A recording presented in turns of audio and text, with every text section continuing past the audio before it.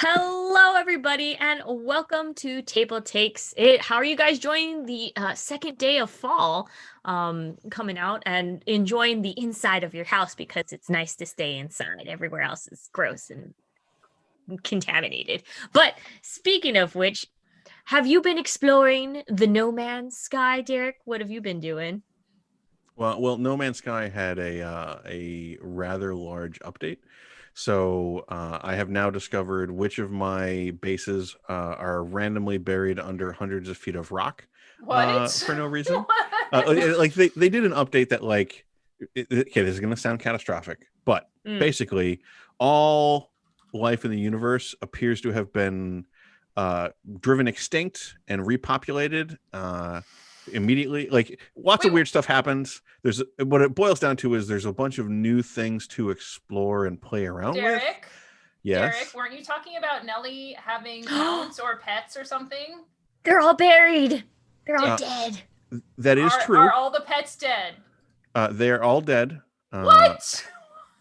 However, That is so cool. however, No. the game also they die when she like goes more than 50 feet away from them anyway. What? Uh, What is wrong with this game? I hate it now. You said What? I like this because you never told me that all this stuff dies. Pretend I didn't. The moral of the story here is there's a big change. They added volcanoes and sandworms, and they added a bunch of new planets and a bunch of stuff, and a bunch of things have changed. So now you kind of have to relearn how to do some basic stuff, and the old walkthrough, like because the recipes will have changed, interfaces were updated, and some of the old walkthroughs on like where you can find things or how you grow certain things Mhm. aren't 100% accurate anymore. So now we are trying to discover new things.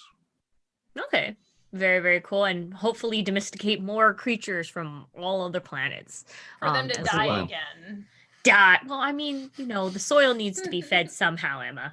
It So does allow dark. me to collect fossils now, and they added these giant archaeology arcs, like these Mhm. huge buildings that like suspiciously have rocket boosters on the bottom of them.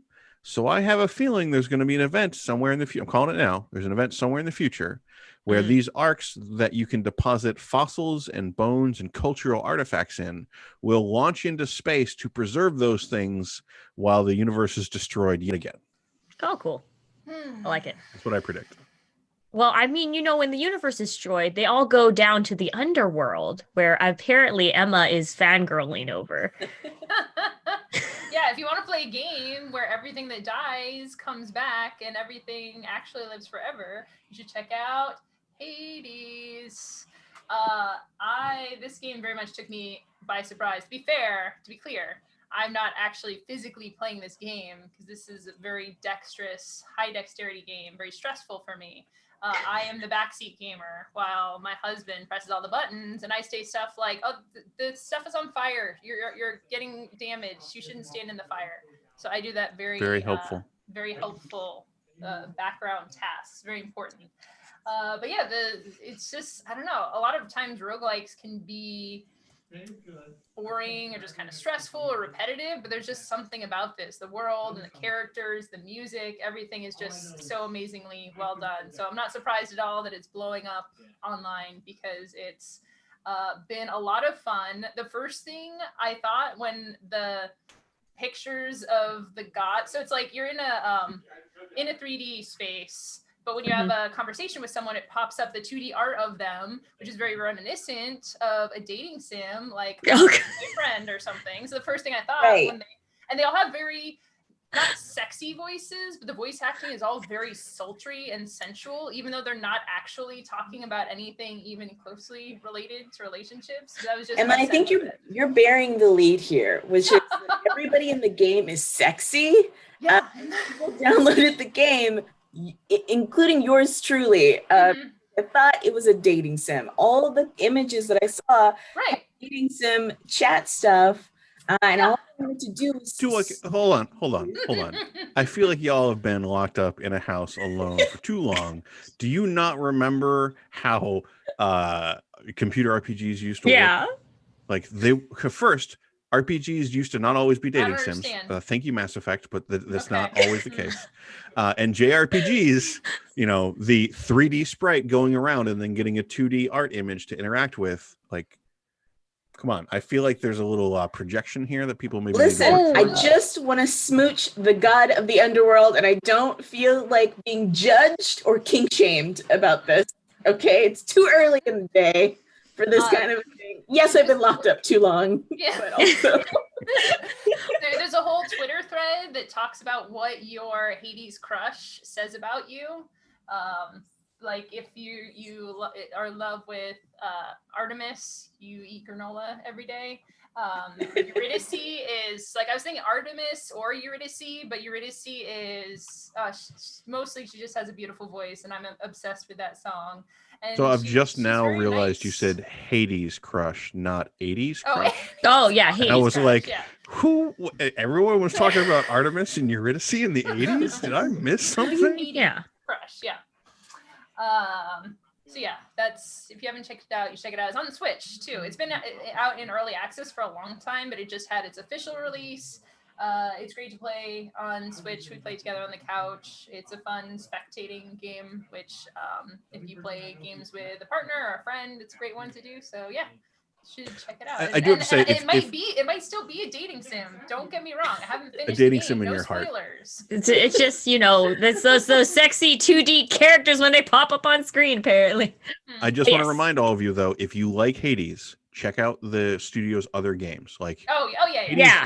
like everything that they've done is pretty much pure gold, and it's amazing. So Yeah. 100% play them. Yeah, Supergiant, Bastion, Transistor, music is always amazing, gameplay, So art, good. everything. Yeah.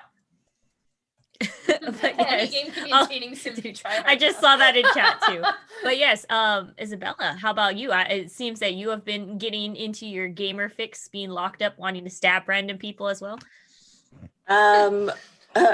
Because Among Us is you where you stab random people. I was like, Sorry, wait, how I did you know? thought you got the reference. I was just gonna agree with you. I was like, yeah, actually, that sounds fair. I just downloaded them. I haven't played them. I've been watching other people play these games, and they look really, really fun. Like I said before we started streaming, I have very few social interactions with other people, so I don't have friends to play this game Among Us with. I really am interested in us all playing Among Us. I think that would be really Oh. I saw have that the note. And my game. first thought was, I know what we're doing this weekend. I think it would be really, really fun for us to do it. And It's team building. because it's yes, team building, a trust exercise. So, but I've only been watching Let's Plays, including a lot of Markiplier's Let's Plays and things like that, and people on Twitch and stuff. And I haven't actually played because you can't necessarily play the game alone. It's a very short game. So yeah, all I've been really doing this past week is I've been doing a ton of writing, and I started listening to Dune on tape, and so that's it. I want to learn how to be a Muad'Dib. That's it. Gotta refresh the mind, the references, and I Just guess yes. For me, I've just gone down the slime rabbit hole, and that's just all you need to know about my week. But more importantly, we have to remember, folks, hey, make sure you are registered to vote, because some things are happening, some kind of shady, some kind of not so shady, but it is important to double check that you are registered to vote. And I think just like in general, if you just go USA, you are vote or some the government. Yeah, links in the chat, basically usa.gov, registered vote. Just double check, because depending on whoever your political beliefs are, just make sure you're registered to vote. That's all. But now we're gonna go ahead and roll into those things. Emma, our mistress of magic, mythic, magical. What do you got for us? More sad news, actually. Everyone buckle up for delays, Zendikar Rising delays. Shocking. And, I'm shocked. Yeah, we don't always want to be the bearers of bad news, but we do think it's important to make sure if you're looking forward to these things that you have just a little bit more transparency about exactly what's going on. So, Wizards is still struggling with production delays. We reported that Zendikar Rising was going to come in 2 waves. It's still going to come in 2 waves, but the first one is probably maybe delayed, and the second one is then going to be delayed. I think really the through line we've seen through a lot of these announcements is like keep setting the date, and especially with Arena, it's going to come out on Arena on time, or at least so far it has done so.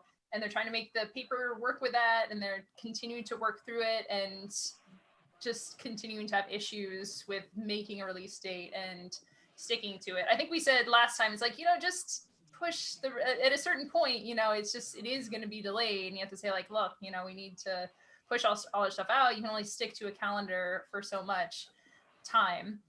So hopefully this isn't too disappointing to too many people. The biggest takeaway for this is if you are looking for paper magic products, just being patient and asking, for example, not getting frustrated with your local game stores. It's not their fault. But if you were excited to pick up the booster packs or have a card order or whatever, just check in with them, and be respectful if it's not available. Because I think local game stores take a lot of the brunt of this. So it's good to, not yell at them because it's not their fault. All right. Well, and then the chat also brought up the topic of card bans coming out. Yeah. The gameplay before the physical cards come out. Oh, well, yeah, actually that's a really good point. Being banned in Arena before you can even open the packs. It's really fascinating because Arena's been out now for Zendikar Rising has been out for a while on Arena, and the format is broken, it turns out, and there's 99% likely to be a ban announced on Monday, which we're going to talk about next week. Without people even touching the physical stuff. So it's a very strange world that we're living in. Very interesting. Well, oh God, but yes. Well, it is what it is. So just be kind to your friendly local gaming store, and it's going to be delayed. It's like there's a pandemic. But on good, awesome news about a new, exciting RPG, Isabella, can you tell us about it? Yes, I can. Sorry, I was looking at chat.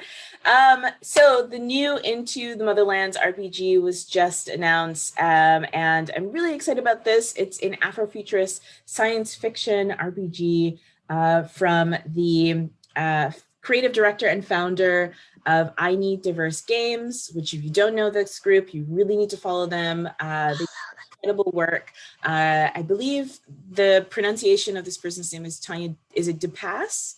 Mm-hmm. Yes. Yes. And they have a team of Black and POC developers, cast and crews, and it's all being funded by that sweet, sweet corporate money from Twitch. Which is fantastic because Twitch needs to put some financial backing between some creators of color. I've been saying that for a very long time now. So really excited about this. I don't even know if I can pronounce. I think it's Musalia. It looks like to me. Yeah, Musalia.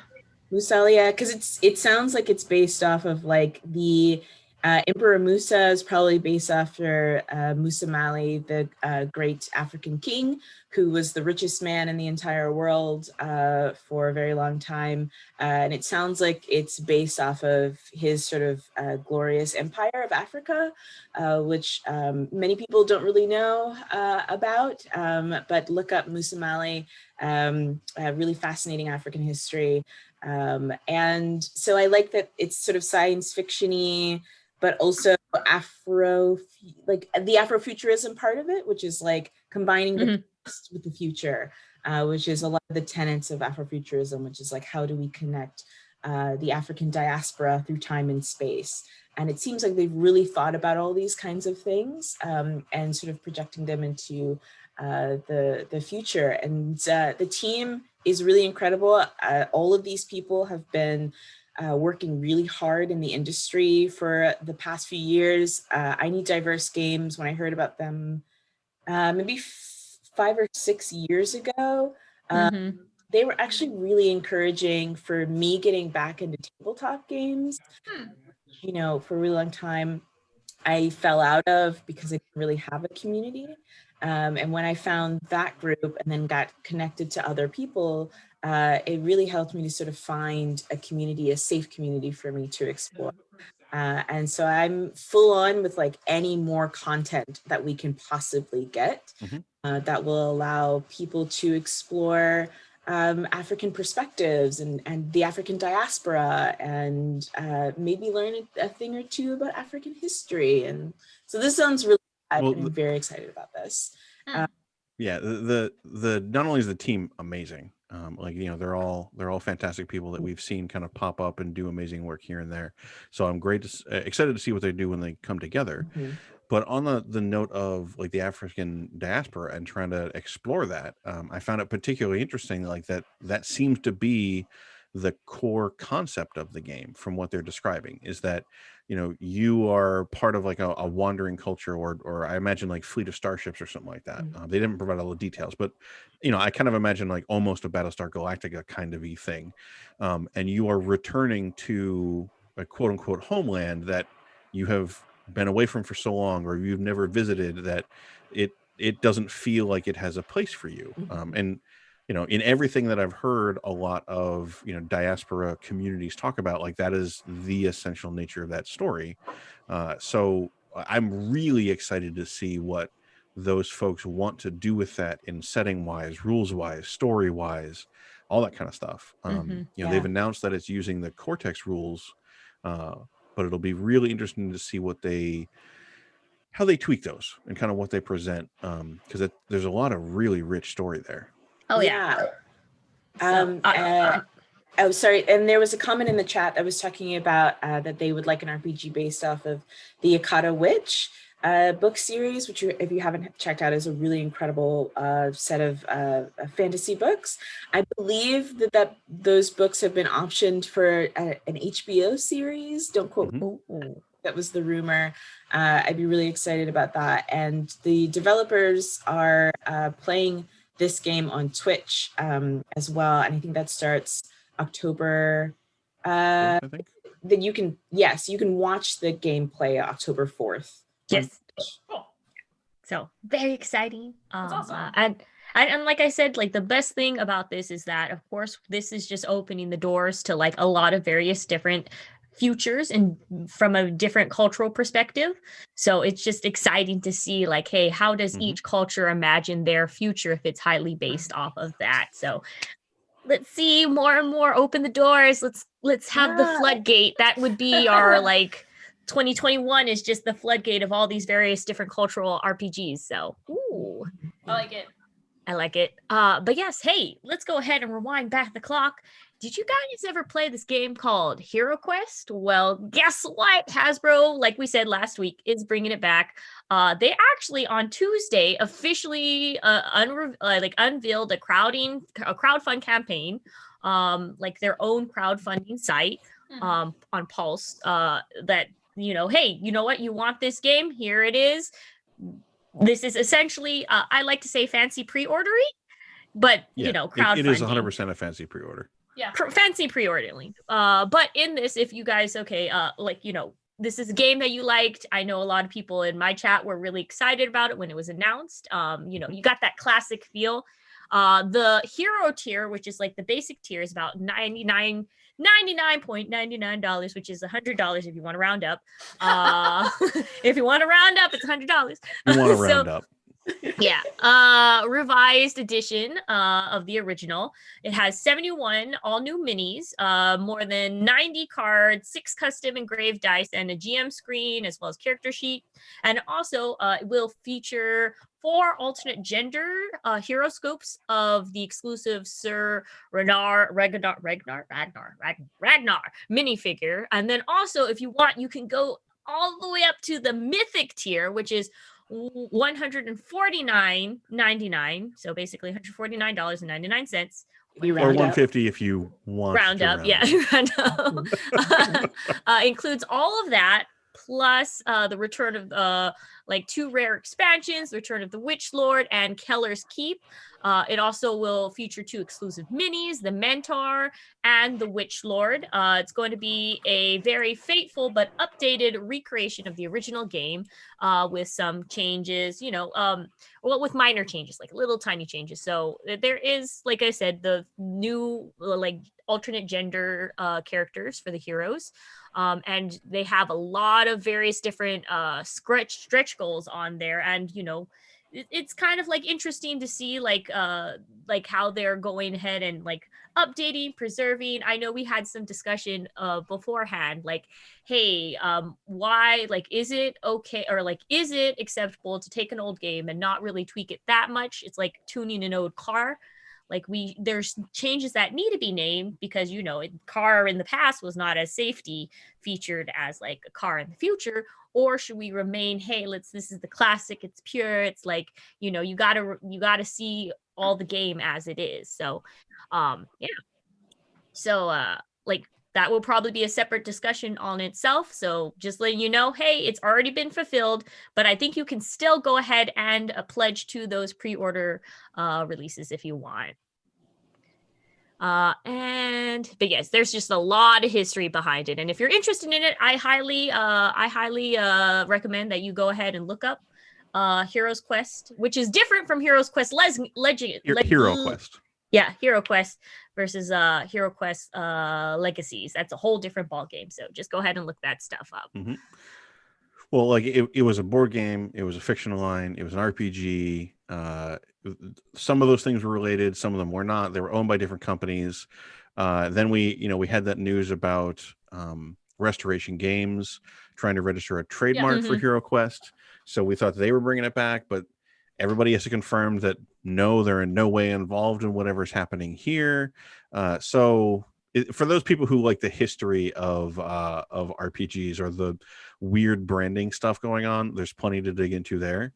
But I think it's the question that seems to be coming up a lot, like what we discussed a lot, was how should you bring back these old games? How much of the game of taking a classic game and making a new edition of it, how much of an imperative or responsibility or an opportunity do you have to try to replicate the old experience with new technology and understanding and tools? I think we ran through what metaphors as we were kind of arguing back and forth of cars, movies, video games. Like, video games are maybe the closest kind of thing. And there's definitely of two minds. Like, some people want the old video games remastered, remade, like Mario remade Sunshine in a new engine, new graphics, new everything. But a lot of folks really want the original experience preserved as much as possible, even if that means dealing with clunky menus or bad matchmaking or something like that. I think there's definitely a spectrum there. And I think that we definitely need to make sure that we improve accessibility and representation, particularly like cultural representation and cultural sensitivity. Sometimes an old game, is going to have a flaw that is not worth perpetuating, and just needs to be addressed so that you can celebrate the aspects of the game that maybe are not as problematic. But in other aspects, I'm very, like, I can see people going both ways with it, but I certainly don't think that it is a requirement that you use one approach. Yeah, my big thought about it as a game designer and someone who's very much immersed in the constant evolution of what board games are as a concept. Like, it's weird to say this, but we're still in a very early space with it. And there are still so many people who haven't experienced modern board games. Often with those, a remastered video or with a video game or something, people played the original, and the target audience for that is people who played the original, and everyone kind of knows, like this, this is old. Like, you can tell it was remastered or whatever. It's very clear there. My big concern with, and again, people are going to play this, they're going to love it. I'm not saying it shouldn't happen, but because so many people don't know modern board games, they'll see this thing and their friends will show them, be like, oh, this is this cool game I used to play when I was a kid. It's like, oh, look, this is what board games are now. So my concern is that this is going to be the introduction to board games that a lot of people have. And there's some accessibility things, but there's design things like, you know, when I played Fireball Island, there's like punish the loser. So the person who was in last place just happened to be the easiest one to hit with the fireballs. So we threw a bunch of fireballs at him and he lost all his stuff and it wasn't a fun experience for him. So there's a lot of things in there that can make or break someone's interest in board games. And we've made a lot of advances in the technology to make games just be more fun for people and not like, you know, some people love Monopoly. Some people talk about how it was 3 hours and all the problems that they had with it. And it's like, well, we've solved a lot of those problems. And bringing a game like this and throwing it into the mix without being super clear that it's old and that there's new advances that we've made. As a designer, it's like, I'm excited new stuff, old stuff is coming back, but it's also to me a little frustrating. Yeah, but like it's also $100 or $150. So I'm not sure that it's really going to be pushed as a introductory entry point for modern game design or modern game experience. And like even then, I'm sure you can find somebody who is like, no, the old punishing random weird thing, like, you know, not all games have to be that way, but that is a thing that this person loves and they absolutely want to share it with people. And clearly there are at least $1.5 million worth of votes for make this thing again. Yeah, but these are the people who show the games to other people and they don't say that. They don't tell them like, oh, this was random and punishing. They're like, hey, let's just play this cool game. Sure.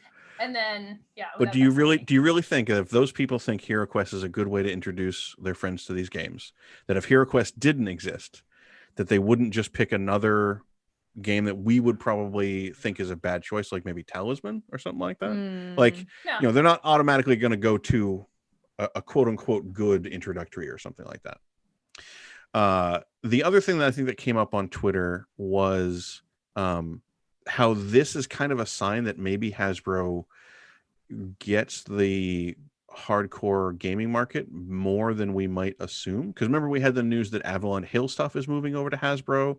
We had a lot of concerns about that. We were speculating, does this mean that they're just going to wind those games down? This strikes me as a pretty clear vote for no, that they realize that they can probably do a lot of work here and that they're going to spin things up, if anything. This is probably just their first step. So, you know, like I think on one level, the fact that Hasbro set up this campaign, took an old IP, didn't change it a ton, and are clearly marketing. Like if this didn't have the Hasbro name, and this were on Kickstarter, and there was no like further hullabaloo about it, you know, we wouldn't feel like this is a weird Kickstarter. We wouldn't feel like it's a weird project designed by people who are not immersed in the industry or the community. So, you know, there's clearly people at Hasbro who are paying attention to how this stuff is getting done now, which, you know, if nothing else, I feel is a positive sign. You know, it makes me more confident that whatever they're going to do with the rest of the Avalon Hill games are going to be pretty true to those games. Yeah. But isn't this all just sort of like, it's just sort of not patronizing, but it's sort of, they're just trying to get people who want the original. Like they're trying to like bank on the sort of nostalgia bait. Oh yeah. Of like people who like are like, I remember this when I was young, and I want to play just that version. And so it just feels like it's sort of which is really popular right now. I mean, like, you know, Stranger Things and like all these things of people who are just like, I just want the nostalgia from my youth. Things were less complicated and the sky was not on fire. And we go outside, and I could breathe the air and see my friends, and I didn't have rent to pay. And I feel like people are trying to like, they just were like marketing towards like, hey, we can go back, you guys. We can go back. We can always. When did this game come out? What, 1980 something? 80 something? Yeah. Before I was born. Remember Reagan, you guys? Remember? No, let's not. No, none of us want to remember that. No. Remember MTV? Oh yeah. Tape decks. Like I feel like this is just into that, and so So yeah, I don't know. I mean, you know, I never played this. This was before my time because I'm a baby. But at the same time, it feels like they're trying to like tap into a certain group, which is like very, you know, profitable. Mm-hmm. Well, yes. Well, we'll just have to see. Like basically, will we have this nostalgia path go in? Like basically, this nostalgia market be more and more of a common thing. And also, like this sounds like a great debate later on. For just in general, just a great debate in general to have, like old versus new. Speaking of old versus new, what about video games getting adapted into board games? Isabella, you got news about that? I do have news about this. Hey, you guys, do you enjoy sadness? I do. Considered misery? Yes. Would you like a taste for the morose? Please. Have you ever wanted to just suffer? Have I? Great. You're going to enjoy this next game. The Last of Us is coming to Tabletop, which is a really good idea. This company, oh my goodness, I just lost it. So it's coming to Tabletop, which I think is a really great idea because of the fact that like the world is so kind of expansive and you can kind of go in and discover new sort of things. It doesn't say in the release about if you're playing as characters from the game or if you're just existing in the world of The Last of Us. I don't actually see if it says that you can play as any of the characters. Details are very vague at this point. Yes. They're very vague at this point. I imagine that you can probably just play as a character who is just in the world of The Last of Us, which a lot of people really enjoy exploring. Yeah, I feel like it sounds like I'm gonna cry again, but with friends this time. You just in a gotta room together. I wonder if they'll give The you board game your own experience. clicker, your own clicker, so you can have the real experience. Like, That would be really cool. That would be really, really cool. I think that this sounds, I mean, it makes sense. I really am actually very interested to know how you guys feel about so many video games to tabletop games because of the fact that, I mean, there's a lot of interesting kind of conversation that can happen about sort of IP. There's a lot of movies and television shows and comic books that are being turned into games. But the idea of a video game being turned into a tabletop game, that to me is really interesting because it's like, but you could also just play the video game. Like, who exactly is this for? I think it makes sense from like a financial perspective, and then also because of the fact that you can just sit around and play. There's a lot of mechanics that can work out for this kind of a game, but also the vidya game, as my grandmother would say, the vidya game also exists. So just I don't know. How do you guys feel? Emma, Bonsai? Best of both worlds. Have them all. Yeah. Well, that's fair. Because we talked about this with a Fallout board game that came out.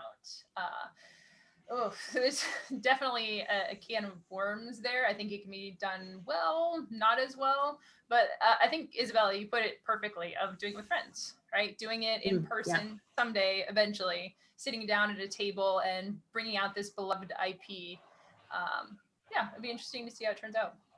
Yeah. Well, yeah, I'm very excited about it because it's one of those things of, if you're just gonna take the video game and make the same gameplay on the tabletop, I'm not as excited. Like, Disgaea is an example of like a incredibly detailed, like overly detailed, ridiculous Japanese tactical RPG thing. If that were to be released as like a grid-based miniatures combat game, I don't think that if I would be super jazzed about it. But if that were to be released as a bluffing game or something completely different. So I did actually think about The Last of Us, the board game. Would I want to play the storyline of The Last of Us 1 or 2 in a board game format? No. Do I want to play a tactical game with miniatures where we evade clickers and build stuff and stuff like that? No, I don't. What I realized is that the thing that I love the most about Last of Us, the two things I love the most is one, the atmosphere, which you can replicate, but it's difficult. Like it's a different concern. Like that's execution level thing. Concept level thing to me is I love the story of Last of Us, of what people have done in that world and what they've done to each other and the moral cost to the characters of the choices they made. So it occurred to me that we actually have a template I think they could follow, and I'm really curious to see if they go down the Dead of Winter route, which, if you're not familiar with, it's a zombie survival board game thing, with a lot of story and encounters, a lot of choices you make, secret objectives and things like that. So if they lean heavily into that, I think there's a lot of possibility for them to explore and entertain there. And I'm intrigued by that. Like, anytime you have an IP that crosses, it's another chance to play around with an IP and explore a new side of it, which I like. It's another chance for me to engage with an IP that I enjoy. And as long as it's good, I'm all for it, because it's a way to help people jump from one kind of game to another. And I think we're in an era where we no longer have to presume that licensed games aren't bad, if that makes sense. Yeah. Because a lot of them are great. Yeah. I mean, there's a lot, like with IPs and everything. Speaking of different IPs getting like from games going to board games, let's take comic books into RPGs with this new RPG announcement from a Monolith, Batman Gotham City Chronicles. Basically, yeah, hey, you can, if you ever wanted to go ahead and live in the Batman universe in darkness and gloom and basically super badly run New York City, cool architecture. Cool architecture and stuff. This is going to be for you. It's an original 5 book RPG set in Gotham City. You play as either famous heroes, villains in the Batman universe. There's also an option to make your own hero and villain. They also suggest that you can go ahead and play just everyday people as well in this game, and it's just like, just dealing with the day-to-day crime and just living in Gotham City. But the book will still also contain well-known heroes and villains. It's kind of like if you take the World of Darkness but set it in the basically Batman themed. This is for you. But yeah, I see you're trying to tailor this pitch to me, but I see right through you. I see right through it. No. But I mean, just think of this. Like, this is what, if I were to play this game, because I like playing the schmo. Right? I'm going to be that hot dog sailor that's just trying to make ends meet, but gosh darn, like, the superheroes, Flash is coming out of nowhere, like, wrecking my stuff. And then I have to fly to, like, insurance and be like, hey, you know what? I cannot, like, I cannot. You're the last, right there. You're the last insurance seller in all of Gotham. You're trying to sell insurance to people from town to town. There was somebody in the chat who said that they wanted to play as Alfred. Oh yeah, that's a great idea. That's a great idea. I think the idea of the GM playing as Batman as an NPC is also a really cool idea. Like, is it though? I like these. Batman just coming and messing stuff up. Batman is the enemy. Yes, as Batman is the enemy, and you have to try to outsmart Batman. As long as Batman is basically the dragon of this setting, that the players just have to react. How many times have we played a D&D campaign and the DM's like personal NPC Gandalf shows up and just accomplishes a bunch of stuff, and we get to go along for the ride? Like, we didn't enjoy that. Well, can't just Batman be an ever-looming, like, natural disaster presence that's like on a timer clock? Yeah. Like, dang it, Batman came through. Not the enemy, not helping you, just there being just the force of nature. Yeah. Somehow I don't see DC being like, yeah, Batman is not really a good choice and just kind of destroys things around him and has unintended consequences. I don't see them pushing that as a central thing. That's the whole character. Well, I like what's the new Suicide Squad? In the new Suicide Squad game that's coming out, I think in You're gonna go kill Superman? You talking about the Birds of Prey or just the actual the video Suicide? game. Oh, The video game, the Suicide Squad video game that's coming out. Like it's you're playing as like the Suicide Squad, and like you have to fight up against like Superman, Wonder Woman, Batman, and so like ooh. I don't know, that I think they're kind of exploring new We'll things. see. I mean, Yeah. details are fairly sparse. Yeah. You know, it's using D&D 5th edition, so we'll see. I'm We'll very have to curious see. how they're going to adapt that to superheroes. But yeah, so just for the if you want a Batman RPG, Monolith is there for you folks. But now we have to do the more important game that's coming out. Can you smell the spice? Do you let it flow, Derek? Do you let the spice flow? No, you keep it, you control it, because that's if you can destroy it. Anyway, so I think we mentioned that a new Dune board game, because we've talked a lot about the old classic game, you know, getting a reskin, re-release, stuff like that. You know, I was very excited about that, all for it. And there was an announcement of a new game coming out that was worker placement and deck building. Two things that sound great to me. I'm extremely excited about this game. So we just took that excuse to mention that now a picture of some of the components are online. Everyone celebrate. Yeah. We don't have a ton more detail beyond what we had before, but now we have some idea of what it's going to look like, so we can feed our hype train a little bit more. If you are like me, and you are waiting for the Dune movie and you're waiting for any Dune news, here's another little breadcrumb to keep you going. Mm-hmm. And then last main headline news for the day, Emma. I hear there's a convention going on. Yeah, virtually, of course. Got to stay Oh. safe.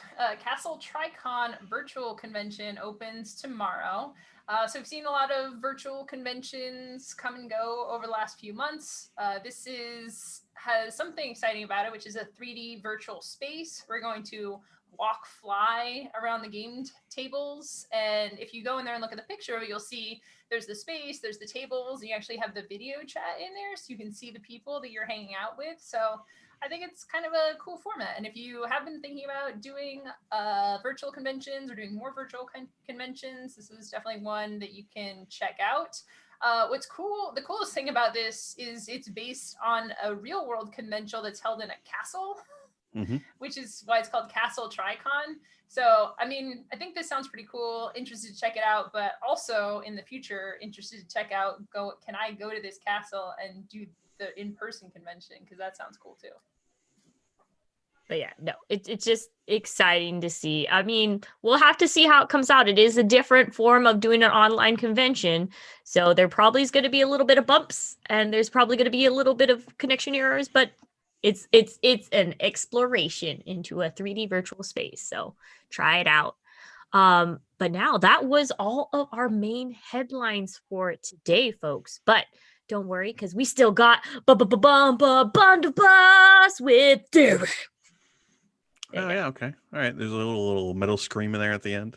You're welcome. So the bundles for this week. First, we have. Oh, I'm gonna here. Ready? We have a big bundle and a little bundles. The big bundle is. Do you like R.A. Salvatore? Well, guess what? Humble Bundle has a whole bunch of books from him. So if you want to get a bunch of ebooks of Salvatore, go right ahead. I did a quick glance. I didn't see Crystal Shard in there. I didn't see some of the classics that I remember reading.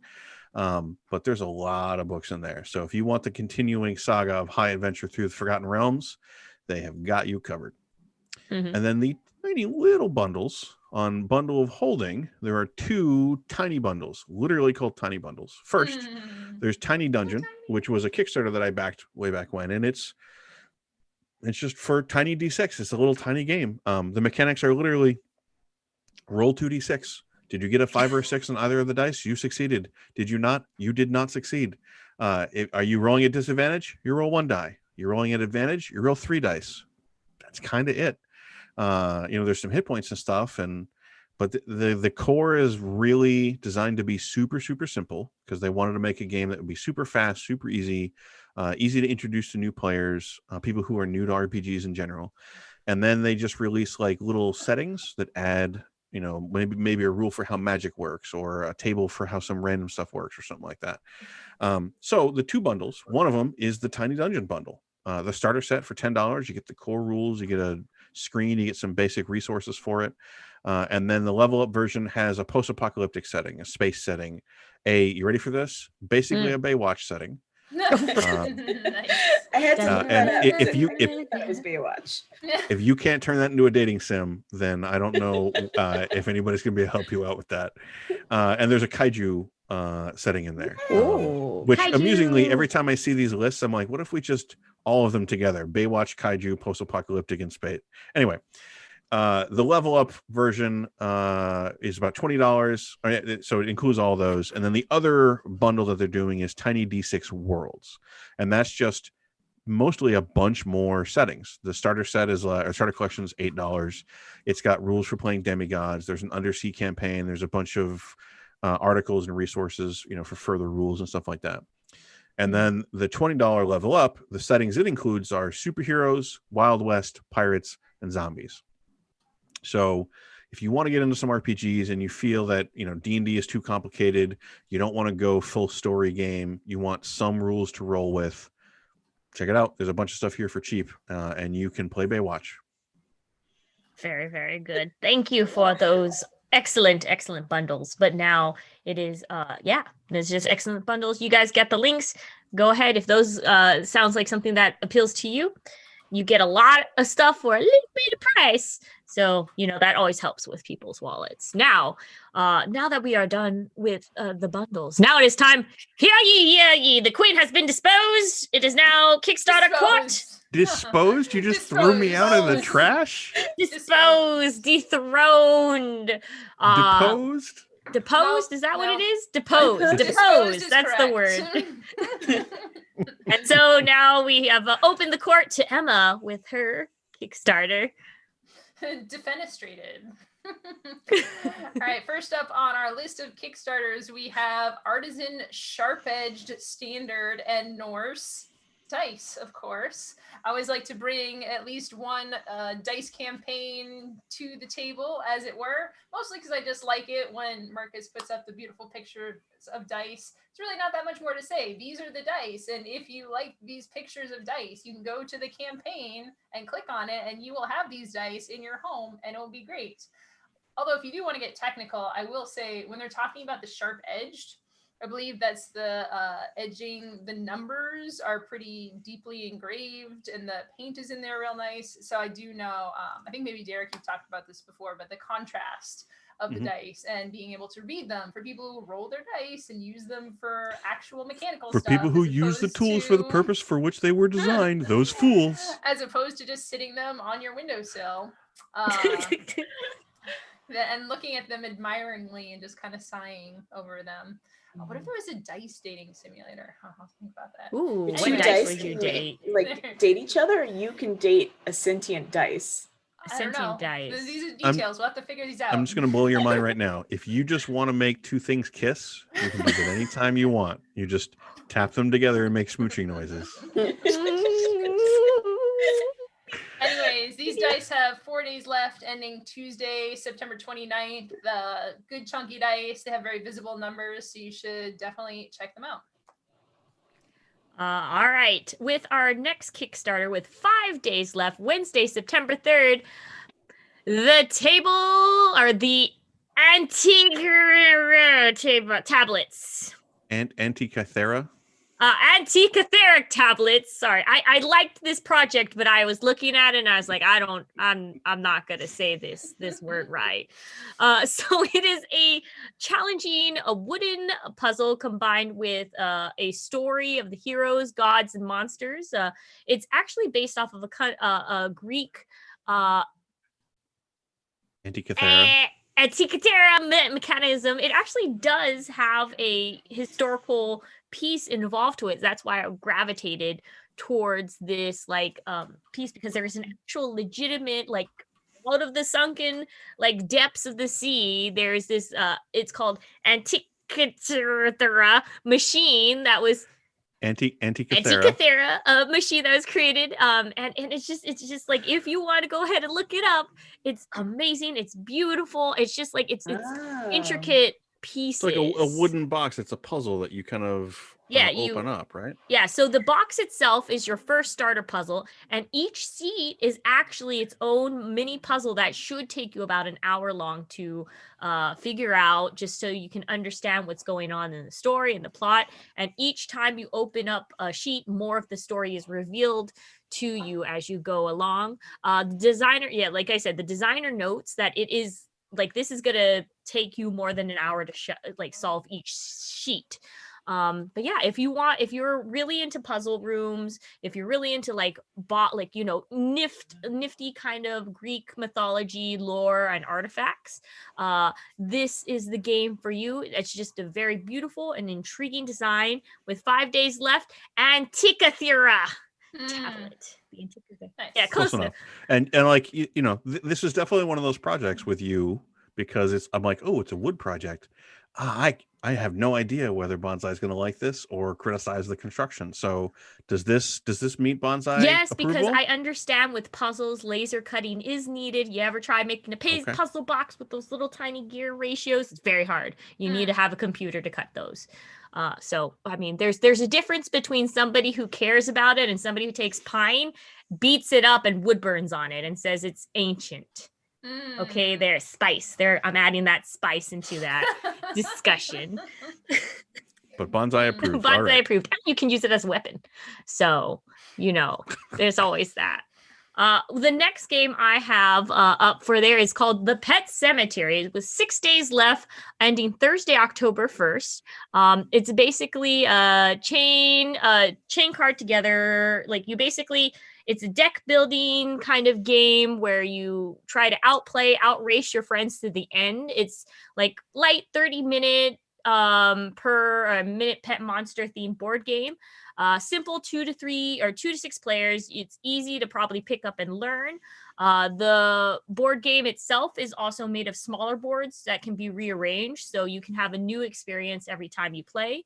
The players allow for 10 unique classes and use items to fight and play past the monster pets. So the whole idea is that you guys are in a town and you're trying to stop the evil villain from turning the whole town. So the Professor Esker is taking all the pets from your local town cemetery and turning them into monsters. So it's very grim cute. I like to say grim cute, because you're like, oh no, my dog Stuffy is now a walking corpse that's trying to kill me. So it's just a very interesting thing. Like the tiles that you see represent it's just one you get to only move one square at a time, and your square determines like what pops up. So there's safety zones, there's like monster encounter zones, summoning new monster zones. So it's a lot of cool, like fun, light gameplay. That's a little bit silly, and you can also stab your fellow players in the back as well. So something I'm much more interested. Yeah, you can let them get sabotaged. You can sabotage them by making more monsters spawn. So quick, cute, kind of gory, not really gory. It's cute gore, cute grim. So that's with 6 days left, Pet Cemetery. And now Derek. All right. Also with 6 days left is Scion Demigod Book 3, which if anybody was like this is on my radar partly because it's a re-release of yet another like 90s, early 2000s RPG. White Wolf of World of Darkness fame released a series of games called Scion that was all about playing like either the descendants or the reimagining of a classic god in a modern setting, which ever since I read the Mage comics from Matt Wagner, I don't know if anybody else American Gods. American Gods too, yep. But like that comic was the one that really crystallized my love for this, taking an idea of an ancient god and putting it in a modern context for me. And this is the new version of the game, one of the first games that I saw that really tried to tackle that. So this is the one where you go from playing like heroes who are inspired by gods to like actual demigods. Presumably they'll come out with the next one in the series that will make you, I don't know, 10 times more like an even more powerful god kind of thing. Hmm. It uses a story path system that is a offshoot branch of both Storyteller and the World of Darkness and Chronicles of Darkness systems. So if you've played a lot of those games, it will be familiar, but is definitely different. It's an Onyx Path kind of evolution of that idea, basically. So if you love, modern modern occult or like modern mythology kind of stuff, like the things like magical powers hiding in the shadows, Percy Jackson kind of stuff, this is definitely an RPG to go check out. And you can kind of like build up to whatever power level you really want to do. So that has 6 days left, Thursday, October 1st. And the next project that I want to talk about, also 6 days left, also Thursday, October 1st, is the Red Opera RPG. Okay. And I'm going to describe the pitch to you. When you feel like it has reached maximum built for Derek levels, feel free to raise your hand, and we can all understand. So it is a D&D campaign set in a city ruled by warlocks, where the veil between worlds is so thin that the warlock patrons can talk to anybody, and anybody can get a warlock patron and get evil corrupt powers. And there is a orchestral soundtrack written by heavy metal bands and performed by the Budapest Orchestral Symphony. Sure. So it's the symphony that, okay, whatever. So yeah, so like this is Like, extremely metal, extremely like dark brooding warlock D&D campaign thing. It's an adventure. They're really pushing the idea of player agency, lots of changes and stuff like that they're optioning here. Some of the unlock stretch goals include like subclasses, ancestries, backgrounds, a streaming series from Q Times and stuff like that. So if any of what I just described sounds really cool, you really like warlocks, sounds like it's going to be up your alley. And then the final project I wanted to talk about is As You Witch, just 7 days left. This is a very simple game. It is another one of those like pitch it to the judge. The judge picks the ones they like the most, but you're getting kind of a mix of ingredients that you have to make a sandwich for, and then name the sandwich and explain why the sandwich is cool. Some of those ingredients are good. Some of them are less appetizing, like dog hair or pee. Yeah. So like I think they had one that was like dog hair, pee, sand, and grass, and it was the yard roll or something like that, or like when you take your dog out for a walk or whatever. But like there are just too many puns in this game. It reminds me of the kind of simple, silly, gross out humor you had as a kid when you would like mix weird drinks and make your friends drink them when they like lost a game or something like that. You've been to our Thanksgiving then. Yeah. Me and my cousins, we just took everything.